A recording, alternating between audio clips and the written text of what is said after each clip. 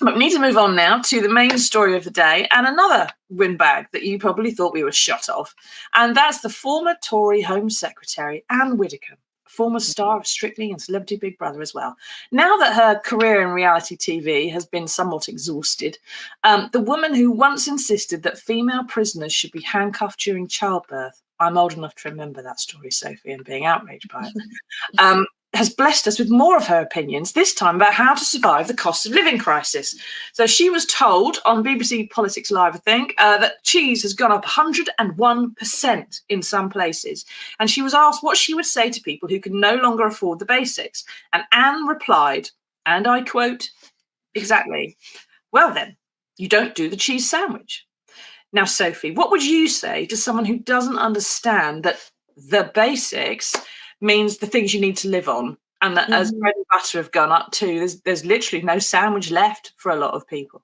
Yeah, we're seeing this across the board. And I think it's just like the genuine failure to truly understand what people's day-to-day life looks like. You know, we see it with food poverty, we've seen it with fuel poverty, we've seen it more recently with studies on hygiene poverty and, you know, children getting tooth decay because their parents can't afford toothpaste and they're just having to wash their teeth with water, or they're having to shower with washing up liquid.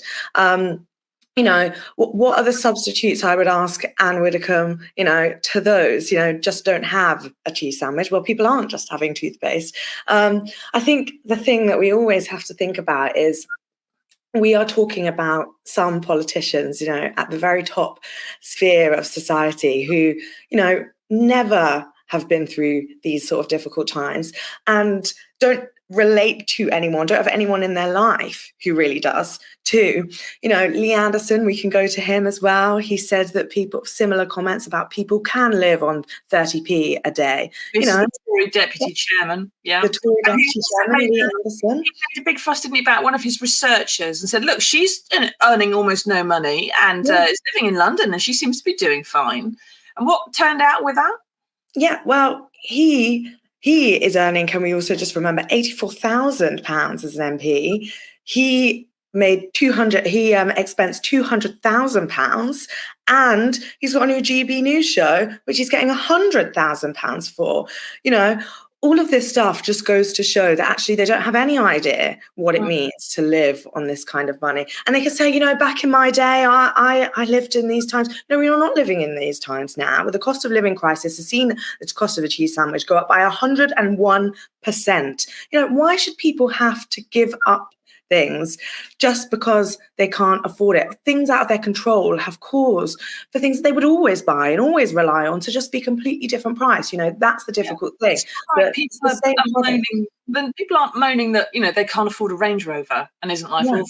They're complaining that they can't afford the block of cheese. They can't afford the loaf of bread, which has gone up. And Lee Anderson, when he highlighted his researcher, I can't remember her name now, he got a lot of abuse saying, well, why don't you pay her a bit more then, idiot?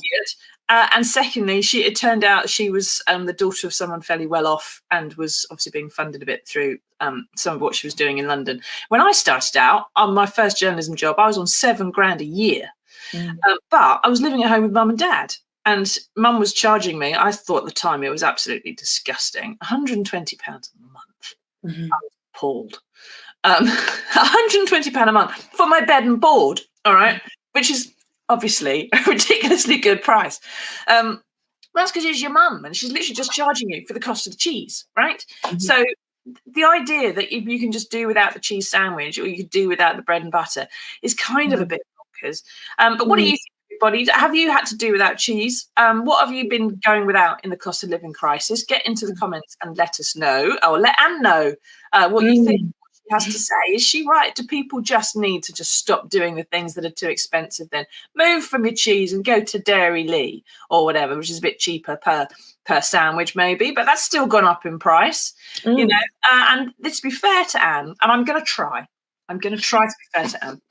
She also said that people have got a little bit too used to low food prices, which is true in the past few decades, which is probably true, and that it's unrealistic, which is also probably true, because prices do go up and down with wars, economic problems, climate events, things like that. Usually they go up and down gradually, though, as opposed to straight up and done now.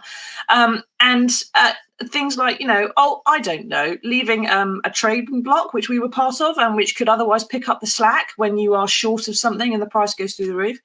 But it must be said, Sophie, that Anne was a really big fan of Brexit, wasn't she? And it's remarkable that the price of cheese hasn't gone up by 101% in the EU, where the food inflation, everywhere's got it, but theirs is so much lower than ours. France is 15%, Switzerland's 5%, Spain 12%, Italy 12% food inflation. Here, it's going up 20% and more. Cheese, of course, is 101%. Mike says, I remember when Mog and his cohort told us Brexit would make food cheaper. Yeah, I don't know where we were supposed to be getting it from. The other side of the world, they were just going to fly Australia, wasn't it? And we're going to get cheap genetically modified cows, and beef was going to be much cheaper. Some of that stuff is just so, it seemed mad at the time, but people were swallowing it, weren't they? Everywhere's got food inflation. It could be better than we've got it, though, couldn't it? And is part of this Anne's support of Brexit? It's not just being out of touch because she's earning thousands of pounds a time to do stupid things on television. It's because she's just not able to say or see perhaps the causes of some of these things. Well, yeah, I think there's two parts to this. The Brexit aspect, whereas she's still hugely defensive of Brexit still, and she has the same sort of lines that Nigel Farage has. They're both in the Reform UK Party now, which is the new name for the Brexit Party. And she, earlier this year, a couple of months ago, announced that she was going to, actually fully join the party. And she says the same lines. I was at the press conference there, and she will defend Brexit through and through and say it's the Tories that have ruined this. And then you have this other side where, she doesn't actually seem to care or have sympathy for the difficulties that people are facing. So when she's talking about Brexit could be improving our country, she said, but who for? Who was Brexit actually for? We get this thing, I think, we've got this other part as well with this sense of luxury of, well, if you don't want cheese, if you can't afford a cheese sandwich, don't have one. We have this danger of the line of luxury sort of changing. You say, okay, to start with, Range Rover is in the luxury zone. Going to a spa is in the luxury zone, and then you put cheese in the luxury zone, and then you toothpaste. And then toothpaste, and then shower gel, and then you have so little things. It's like, well, you can still live. You're still surviving, but what does that mean?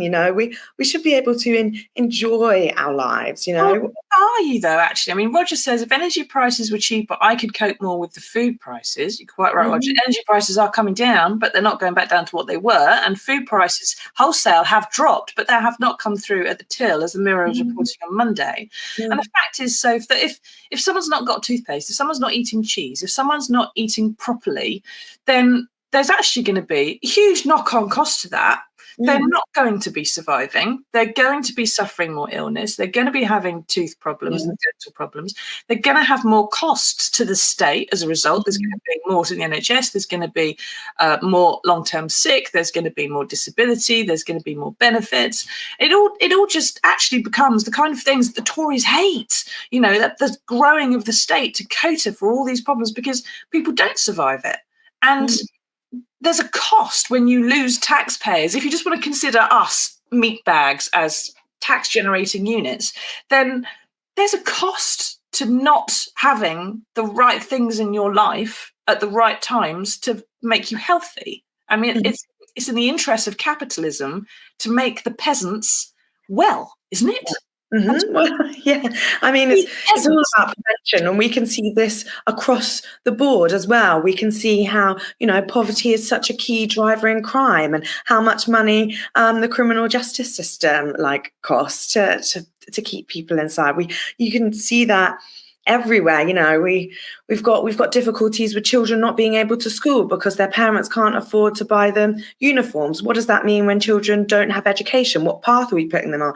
And it's a shame that we have to sometimes translate these into economic arguments when really people should just be thinking about, the humanity and sympathy, the fact that we should want children to go to education. But, we should also think, if they're on the wrong have any humanity, Sophie. So we're trying to talk in their tongue. Speak their language, the peasants or they revolt. Yeah. thing. Mhm. Maybe they'll. This has all been a big knock-on effect, you know. It's well and good that, you know, oil prices are going down and energy prices are going down, but people have been using their savings over Christmas to have to pay for things, you know. This knock-on effect is continuing on. March, you know, food inflation was at its highest at 10.1%, you know. That we're going to be feeling the effects of that for a while to come. And, you know, we still get the lines of I think it was George Eustace who said about, well, you can buy, you know, cheaper brand foods and stuff. Well, there was a study in the Mirror yesterday that was looking at the fact that, you know, many shops don't have own brand foods. You know, if you live close to one of the smaller stores like a Tesco Express or something, they just don't supply them. You know, people don't always have these options in their communities. Exactly. And sometimes they don't seem to realise that the value brands are the ones that have gone up by proportion more than other brands have. And Debbie says they live in their own bubble and they don't know what they're talking about. Now, we've already mentioned the Deputy Chairman Lee Anderson, known as 30p Lee, who famously said you can make a meal from scratch for 30p without working out perhaps how much buying the microwave costs, or the wooden spoon, or the saucepan for that matter. Mm-hmm. Or are we supposed to stir it with a stick, Lee? Do get in touch, let us know. Ian Duncan Smith, who said he would happily live on £7.57 a day if he was on benefits, not mentioning how on earth he'd manage it if there were children, for example, or if he wanted more than, you know, one sandwich, which is all it would get you. And then, of course, George Eustace, who, as you mentioned, when he was Environment Secretary, said the value brands could help you budget when, in fact, they've gone up by more. Now, someone who's calling himself Kick-As says, on the cheese front, I used to buy the 400-gram block. Now it's the 250-gram block. Everything has doubled in price. We're getting screwed by all the major companies, including energy, with the blessing of Tories. This is one of the things, okay? Buying the 250-gram block probably costs more per gram than the 400-gram block, right? Let's say 400-gram costs you £5 and the 250-gram costs you £3. You're paying more per gram for your cheese, but that's because you haven't got the £5 to buy the big lump of cheese. You've got it because you're poorer. You have to buy the cheaper block, which is actually more expensive. So being poor costs more money than having some money. Other people who can afford the £5 maybe for the 400-gram block of cheese buy that. They start slicing it very, very thin, right? That's what I'm doing. My cheese is getting thinner and thinner and thinner. My daughter has a cheese sandwich, and I have a Dairy Lee because she refuses Dairy Lee because she's a bag. Yeah, it's those long-term aspects. Yeah, like if you want to get, you know, a 3 for 2 offer, you know, you do have to then at least pay for 2. And someone who can afford 2 of them is getting that long-term impact. So they've actually got 3 packs of pasta in their house, but actually someone else can only afford to buy the one to start with. And they never get those kind of offers that we see elsewhere, you know, because a lot of shops they're founded on offers now, you know, your Tesco Club cards and your Nectars. You've got to have the electric to actually cook it, or the gas. You've got to do all this now, to pay the energy bills and so on. But you know, what do you think, everybody? Are you having problems? Do you think Anne's got a point and we've all been a bit spoilt and we need to be a bit more realistic? Let us know. Is she perhaps, you think, Sophie? I mean, she's done around the reality circuit and everything else. Do you think she's maybe just a bit bitter she didn't go in the House of Lords? I don't know. It's a tricky one, isn't it, when we come to... She used to be attention, like Nigel, and she hasn't had it, has she? Well, yeah, but it's a really difficult thing with Reform UK, because they have this sense of like really feeling as though they're going to get somewhere. You know, they didn't do very well in the local elections. You know, then it isn't a big stage, and sometimes it feels like it might be because they're shouting from the rooftops, but they're shouting very controversial things that boil our blood a lot. But behind the scenes, whether they're actually, you know, making strides, I don't know, but perhaps there is just some genuine anger, some genuine, I guess, if I can use some people, I guess Layla Moran might use the word kind of disillusionment with what has gone on with Brexit, that they do fundamentally believe that Brexit could be good for this country. You know, you start to believe the dream when you speak it so much.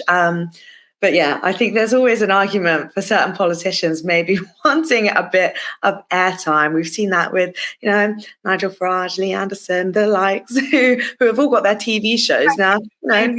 The phrase of the show, Sophie, they believe the dream, and they've woken up from the dream and they still want it to be carrying on, and they're insisting that there are still unicorns.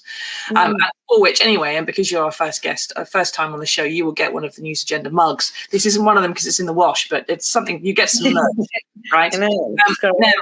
Yes, thank you very much, everybody, for that, and thank you, Sophie, for so neatly encapsulating what's gone wrong with Brexit and Ann Widdecombe. They believe the dream. And everyone else has moved on. No one gives a toss about Brexit, which is why the latest poll, which Mike sent me earlier on, says that in the red wall, Labour is on for something like 40-something points, whereas the Conservatives are down on 20. And Reform UK? Nowhere.